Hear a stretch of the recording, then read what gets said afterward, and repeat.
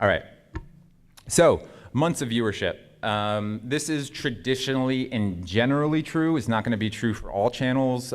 You should look at your trends as it pertains to your channel because each audience is very different.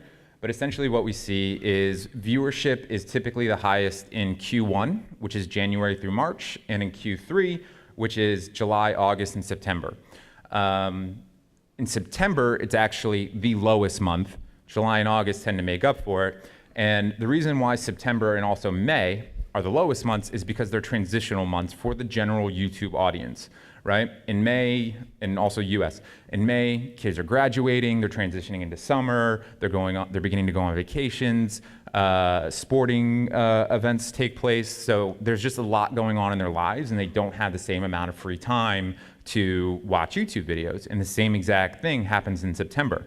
In fact, it's compounded in September because of advertising, right? In September, that's the end of Q3, you're getting close to Q4, and so advertisers flood the platform with ads. And what ends up happening is that causes a general decrease in viewership in September. So you have kids being too busy so they don't watch as much, you have a shit ton more advertisers, and so your viewership falls dramatically. That said, Q3 CPMs are some of the highest CPMs you could have, especially in September. In fact, I've seen channels where September CPMs were higher than December CPMs. Now that's rare. December CPMs tend to be the best.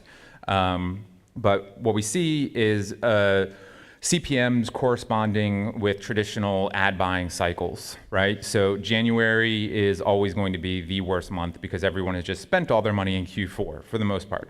You know, increases a little bit in February and increases a little bit in March, but when we hit April, it decreases again. And the reason it decreases again is because it's the beginning of the second quarter, right? Again, it ramps up typically through May and falls a little bit in June again because it's the beginning of Q3. The same thing happens in Q4. And so when you're thinking about posting, right, if you're gonna be like, I need a break from YouTube, from uploading videos, or you wanna bank a bunch of videos so that you don't have to worry about them, January is a great time to do that. Your CPMs are low, viewership is high, so even if the video is not that great, it can still do decent viewership. It's never a good time to take time off over the holidays. Thanks, YouTube and advertisers. Okay, so that's basically it on posting schedules. There's not a lot to say, but since you guys are here on a Friday at 4, I went ahead and pulled some slides from the industry track presentation, if no one minds, to go through those. Yeah? All right. Cool. Okay, so did anybody go to the YouTube Discovery panel that they did last year? One or two? So YouTube, for the first time in 5 years, talked about their algorithm. And it was really good. It was put on by 3 guys from YouTube. And they also released a corresponding blog post, a section of the YouTube Creator Academy, whatever it's called. And essentially, this is what they stated that they want, right? Our goal is to get people to watch more videos that they enjoy so they come back to YouTube regularly. And they said they're looking at what they watch, what they don't watch, how much time they spend watching, likes and dislikes, and not interested feedback. They also mentioned that they were going to poll YouTube viewers. I was like, that sounds like the least good feedback you could possibly get if you've ever read a YouTube comment, but they said they did that and I haven't seen one in a long time, so hopefully they walked away from it. They did this because of the Google engineers that had released that white paper. And this is one of the images from that white paper. What this image shows is a very rudimentary design of how the YouTube algorithm works. And I actually spoke to the engineer who made this diagram because when I presented last year and showed this diagram, I ridiculed him for that, knowing damn well my graphic design skills were no better. And he came up to me afterwards and was like, yeah, I made that in about 30 minutes the night before we released this paper, so could you not badmouth me on it anymore? I was like, no, you don't get off. You don't get off for that one. But essentially what it shows is the video corpus is literally every video uploaded to YouTube. When someone comes to YouTube, millions of those videos are passed into a candidate generation filter. The candidate generation filter looks at a viewer's watch history And their watch history that is most relevant is what they watched last when they were on YouTube. So they took a very close look at that and pull videos from that watch history and either serve the same videos that they had just watched or similar videos that were uploaded to the same channels that they watched or channels that they interacted with. They also look at their search history and they look at the viewer's demographic information. From there, hundreds of videos are passed on to the ranking filter, and the ranking filter does exactly what the name implies, right? It ranks the videos based on their likelihood of satisfaction for the viewer. Well, how do you measure satisfaction on YouTube? The way you measure satisfaction on YouTube is based on someone's attention span, which I think is the only real way to do it. And it's one of the reasons why I actually haven't talked about the algorithm this year in a presentation in any sort of new way, because it hasn't really changed all that much. What YouTube wants, and what they were most likely to always want, because it's what every platform wants, is your time and attention, right? It's the only universal currency. It's how every platform makes its money. In any possible way that they make their money, it's by you spending your time and attention there. So that's not going anywhere. That's not going to change, which is, I think, pretty good. Watch, they're going to come out tomorrow and be like, no, we're just optimizing for ad plays. That's it. So one of the ways in which they do this is through a concept called collaborative filtering. So let's say Adam and Ben really love skateboarding videos. And they go to YouTube, and YouTube serves them 3 videos. And Adam and Ben go, wow, video number 2 is really awesome. And they click on it, and they watch it. And it's really good. Well, YouTube is going to serve that video to Charlie, who is very similar to Adam and Ben and also likes skateboarding videos. And if anyone out there is like, why's it gotta be all dudes?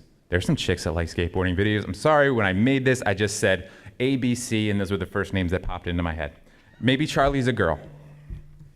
Anyways, so videos 1 and 3 get passed back to the video corpus. And this is just very broad strokes, right? So let's say a whole bunch of Charlies watch that video and they all think it's very good. Well, what ends up happening is YouTube begins to serve that video to Dan and Eric, who maybe once watched a skateboarding video, right? Recently, in the last month, it was a bunch of skateboard fails, but YouTube says, wow, this is an amazing skateboard video. It's doing so well. Let's serve this to, very subtle, to Dan and Eric.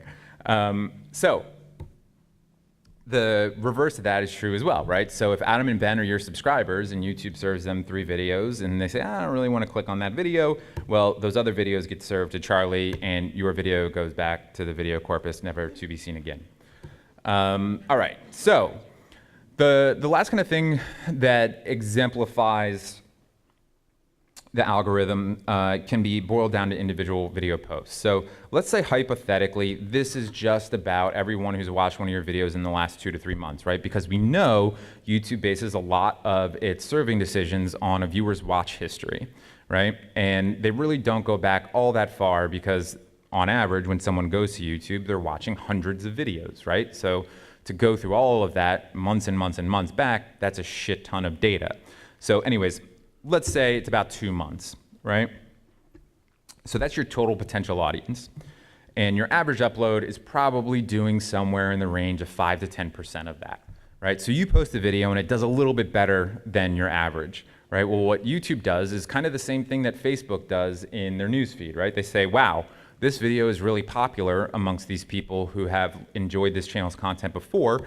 Let's serve it to more of them, right? And if those people, there's a guy with like a 12-inch mohawk outside the door, but now the door's shut and none of you can see it, but everyone's gonna turn, no, good. They serve it to more of your audience. If those people like it, they'll serve it to people that are very similar to your audience, or maybe someone who hasn't watched one of your videos in a year because it's doing so well from a click-through rate and audience retention standpoint. If those people like it, well, then they start serving it to people that maybe just have a similar watch history or a similar interest to see how they respond to it. And if those people respond to it very well, well, then you're buying drinks, right? Because YouTube is going to deliver millions of views to that video. So the individual video metrics that are the most important are your view velocity, and session starts, right? So that's more or less basically how many people are watching your video through browse or through notifications or external sources on like the first day. The view duration, how fresh your content is, plays into it quite a bit, and then the relevancy to the viewer. Channel metrics level, session starts is very big. Your frequency of posts, how often are you uploading content to YouTube? And I get asked this question a lot. Right now on YouTube, for the most part, like if you want to grow and grow rapidly, you got to be in the range of around 3 uploads a week. And they all have to perform as well as each one before it, or if not better. Sorry. Average session duration, right? How long does someone spend on YouTube after watching one of your videos, right? If they leave immediately after watching one of your videos, that video is going to get demoted because YouTube says that sends someone off our platform, which is the opposite of gaining their interest and attention over the long term. And then finally, trust value, right? If you're Rosanna Pansino and you upload a video that's called Best Skateboarding Tutorial in the World, it's probably not going to get served to all that many people because your audience is not there to watch you skateboard, they're there to watch you bake amazing, nerdy baked goods, right? And so most of them probably aren't going to click on it. YouTube says, wow, this creator doesn't really have any other videos about skateboarding. By the way, I'm not a skateboarding guy. I don't know why like skateboarding as an example has been my example for like 4 years. I got to find another one. That's a total aside. You've got me at 4 o'clock on a Friday. This is my 3rd presentation. I hope you guys have some good questions because it's just going to pour forth at this point. Anyways, they won't serve your video.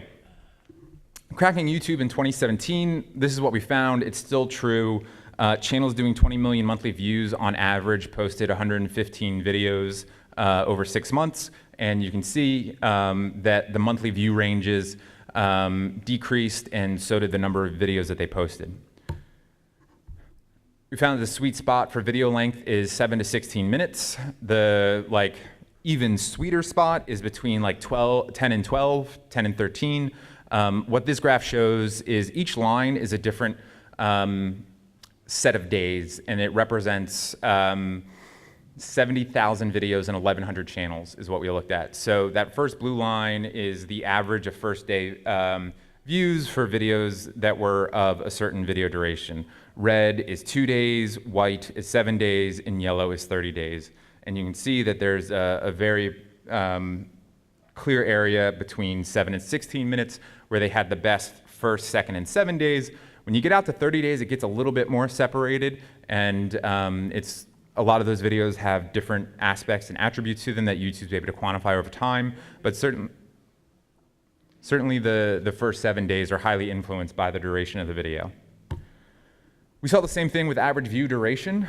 Average view duration was around 5 to 8 minutes was kind of the sweet spot. And then we also saw that the bigger channels tended to get more, a higher percentage of their audience to watch in the first 2 days, right? Perform well early, chances are the video is going to do very well over time. Cool. Well, I think I went through that presentation in record time. Thank you guys very much for being here. We got a long time for Q&A session, so what was your question again?